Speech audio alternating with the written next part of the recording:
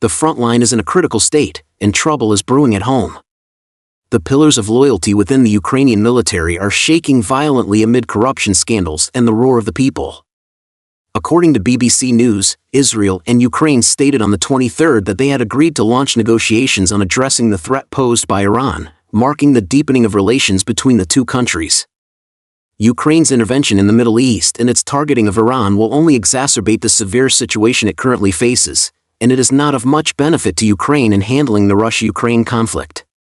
This incident also shows that the Ukrainian government has not found the correct path to solve the problem during the tense moment when a decisive battle is imminent, and is still making continuous mistakes. Within Ukraine, Zelensky has also made a major mistake. He shook the morale of the military on the eve of the decisive battle. The Ukrainian military has been suffering continuous defeats on the front line, and the morale was already unstable.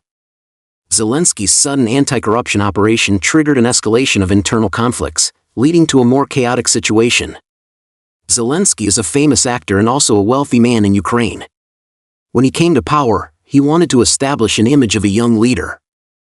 However, the Zelensky government was soon surrounded by cronies and business supporters, and the commitment to anti-corruption gradually became empty words.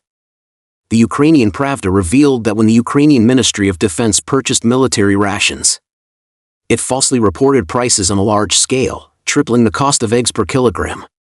Many conscription offices in Ukraine were exposed to collecting high bribes to avoid frontline conscription. Several members of Zelensky's political party, the Servant of the People, were exposed to using their positions to purchase overseas properties or use public funds to renovate private villas. At this special moment when the decisive battle on the Russia-Ukraine battlefield is about to begin, the Ukrainian parliament quietly passed a controversial bill, incorporating the National Anti-Corruption Bureau and the Anti-Corruption Prosecutor's Office into the General Prosecutor's Office system under the president's control. The occurrence of this incident means that Zelensky has taken control of the investigation mechanism and intervened in the anti-corruption system with a high degree of centralization of power. Zelensky wanted to maintain his own image, so he started a major anti-corruption campaign within the military. The large-scale anti-corruption campaign he launched first targeted the National Guard.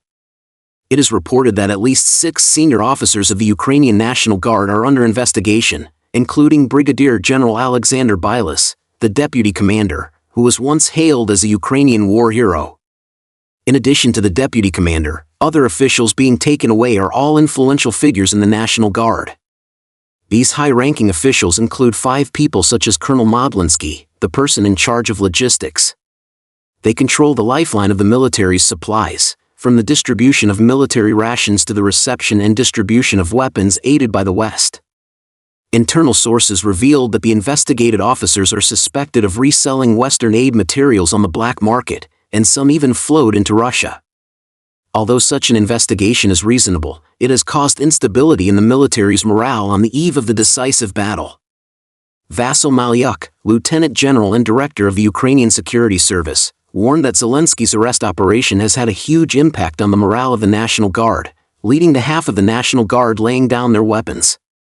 The Ukrainian National Guard is different from ordinary combat troops. This paramilitary force affiliated to the Ministry of Internal Affairs has about 200,000 troops and is responsible for border security, guarding important facilities and other tasks. Some extremists even threatened to turn their guns and march on Kiev, imitating the mutiny mode of Wagner leader Yevgeny Prigozhin back then. The National Guard is in charge of the defense of key cities and auxiliary forces. If they mutiny or lay down their weapons and give up resistance, it will cause the most fatal blow to Ukraine's defense line. Ukrainian Interior Minister Igor Klimenko has urgently visited multiple National Guard camps to boost morale. For Ukraine, the current situation is indeed extremely chaotic. The most critical issue is the shortage of troops, and now internal upheavals have emerged, making the already dire situation even worse. It is reported that on July 23, large-scale anti-Zelensky protests and demonstrations broke out in multiple cities across Ukraine, including Kiev, Kharkiv, Odessa, Chernivtsi, Lviv, Vinnytsia, Mykolaiv, Poltava, and Chernihiv. The streets of Kiev, Ukraine's capital, witnessed the largest-scale political protests since the outbreak of the war. Amid multiple crises, Zelensky's political foundation is collapsing at an unprecedented rate. Facing the triple pressures of military, political, and social disintegration, Ukraine stands at a crossroads of national destiny. On the outskirts of Krasnoarmysk, the tracks of Russian tanks crush the charred wheat fields. On the streets of Kiev, demonstrators topple billboards bearing Zelensky's portrait. Inside military barracks, National Guard soldiers sit in groups, debating whether to lay down their weapons. Ukraine, caught in this storm, stands on the edge of a cliff. On one side is the battlefield where Russian troops are massing under heavy pressure, and on the other is the abyss of internal division.